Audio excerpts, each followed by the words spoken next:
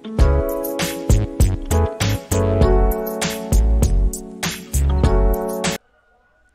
everyone, nice to meet you again. I hope you happy and healthy always. And how about you today?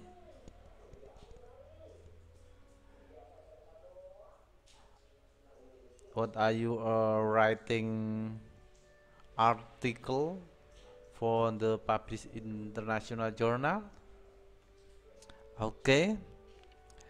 Introduce myself. My name is Adi Suryanto. I am from Diversity Science Indonesia. I made the YouTube channel initially inspired by my difficulty in finding journal that met my scientific field.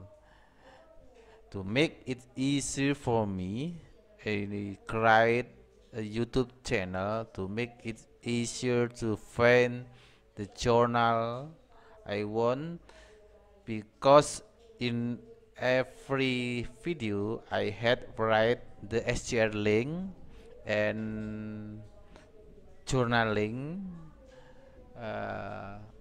and the last statement I hope fully you can useful in the my channel YouTube. And in the day, I want to review one journal. This journal from Federasi Rusia. Okay, I see the journal Febrosi Economica.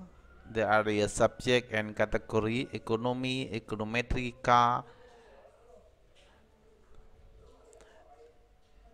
Publisher Febrosi Economica from Federasi Rusia. And for everyone, you have a right description YouTube channel, and I'm write the link SGR and link journal in the every my video. And I hope you fully, and thank you. Don't forget and don't for subscribe, like, share, and comment. Assalamualaikum warahmatullahi wabarakatuh. Berjumpa kembali dengan saya Hadi Suryanto dari Diversity Science. Kali ini saya menemukan sebuah jurnal yang diterbitkan oleh Federasi Rusia, yang negaranya ini penerbitnya adalah Febrosi Economica. Subjeknya ekonomi, ekonometrika, dan keuangan. Ekonomi, ekonometrika, keuangan. Jurnal ini sungguh menarik karena dia punya website baru ya. Kalau kita klik di sini, kita akan menuju jurnal websitenya jurnal yang lama. Tapi kalau kita lihat di Scopus, linknya dari Scopus itu sudah jurnal baru. Kita review jurnal ini. Jurnal ini dari ini Febrosi Economici bahasa Indonesia ya, H2, indexnya 15. Indexnya 15 itu ternyata dia itu, terus dokumen 93 ini selama tahun 2021 itu ada 93 dokumen ya, Federasi Rusia. Kita lihat di statusnya di sini. Ini tujuan dari jurnal ini adalah untuk menyebarluaskan pengetahuan ekonomi modern, mempublikasikan hasil-hasil terpenting dari penelitian ilmiah di bidang teori dan praktek ekonomi. Tugas utama jurnal ini adalah menjadi plafon yang efektif untuk mendiskusikan profesional tentang berbagai masalah mendasar pembangunan sosial ekonomi, sarana komunikasi penting antara sains, pendidikan, dan praktis. Di sini kita lihat Q2 SCR-nya 0,5, dia diindeks oleh Web of Science, Scopus, ya, banyak sekali. Lalu hal yang menarik bagi saya, kenapa saya mengunjungi jurnal ini, adalah sesuatu yang pasti ditanyakan oleh banyak orang. Bagaimana Pak biaya artikelnya? Di sini tertulis biaya publikasi dalam jurnal gratis untuk penulis. Redaksi tidak membebankan biaya kepada penulis untuk persiapan, penempatan, dan percetakan materi. Oke, itu kabar gembiranya ya. Kalau mau bagaimana submit di sini, nah sampai di sini silahkan melihat panduannya. Panduan untuk submit di sini, proses review sistem pengiriman artikel. Ini melihat artikel publikasi, nah, dikirimkan.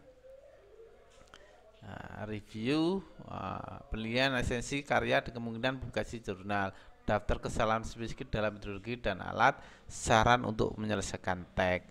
Ini, tetapi saya melihat di sini itu indeks jurnal ini pengindekannya banyak, berat ini ya, harus pakai internet yang stabil. Saya lihat ini saya dulu pernah di jurnal saya dulu pernah, kebetulan saya punya jurnal of diversity in learning, itu pertama kali juga begitu, sering loud out kayak gini, berat memang. Saya mencoba memperbaikinya dan alhamdulillah sudah bisa. Saya melihat dari tutorial di YouTube, ternyata YouTube memang bermanfaat sekali ya. Ini silahkan dipelajari di sini. Ini aturan penulisannya, silahkan dibaca di sini aturan penulisannya. Ini terbit banyak ya, jurnal ini terbit banyak. Nah, ini ada dua artikel harus memiliki struktur informasi tentang artikel dalam bahasa Inggris, artikel teks, bibliografi, informasi tentang artikel dalam bahasa Inggris. Ada semuanya. Nah, ini petunjuk penulisannya, grafis, referensi seperti ini. Kalau nanti informasinya dalam bahasa Inggris berbeda dengan bahasa Rusia. Ini informasi untuk penulisan dalam bahasa Inggris, judul, nama, tempat kerja masing-masing, kota, negara, anonim, kata kunci, seperti itu. Ukurannya teks diketik dengan spasi 1,5, font yang digunakan adalah 14, Times New Roman ya. Times New Roman, miring digunakan untuk menekanan garis bawah atau yang lainnya. Nah, volume anotasi tidak kurang dari 1000 karakter. Nah, itu. Dan kalau kita lihat di sini, web ini baru dipakai pada tahun 2000. Oh, sudah banyak, sudah dipindah ke sini semua. Karena ini ada tahun 2001 itu ya, ini ada 12 volume. Sekarang adalah tahun 2002. Silahkan kirim publish sini. Tapi jurnal ini tidak menganut open access ya, Bapak Ibu. Jurnal ini tidak menganut open access, karena untuk mengakses ini harus berbayar. Ini lihat terkunci semuanya. Saya mencoba untuk membaca, ternyata tidak bisa. 1, 2, 3, 4, 5, 6, 7, hanya 7 artikel di tahun pertama ya, volume pertama tahun 2021. Oh ya, yang lainnya saya informasikan dari jurnal ini. Saya ulangi bahwa jurnal ini gratis alias tidak membebankan biaya untuk mengirimkannya. Hanya saja untuk submit di sini agak sangat berat cari apa namanya jaringan wifi yang besar. Ini 1 2 3 4 5 6 7 itu hanya 7 artikel. Kita lihat ini Rusia ini bahasanya Rusia semua ya, bahasa Rusia semua. Semua berbahasa Rusia. Ini kutipan semuanya berbahasa Rusia.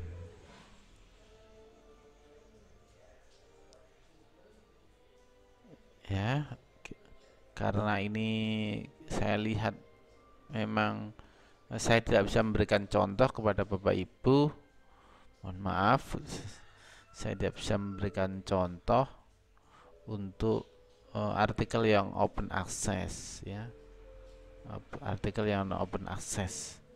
Saya tidak melihat di sini ya, saya tidak mendapatkan ini contohnya, misalnya tidak ada yang free access karena memang ini simbolnya kunci buka adalah aset terbuka, kunci kebo ini adalah aset tertutup. Saya tidak menemukan yang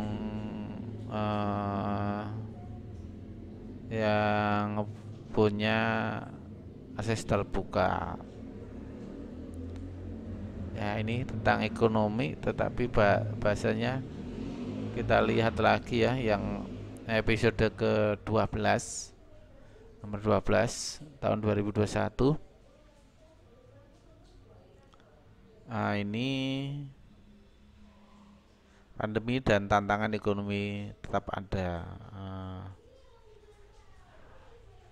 Pekerja kecil, hubungan, pekerja perempuan dan anak, pekerja di bawah umur.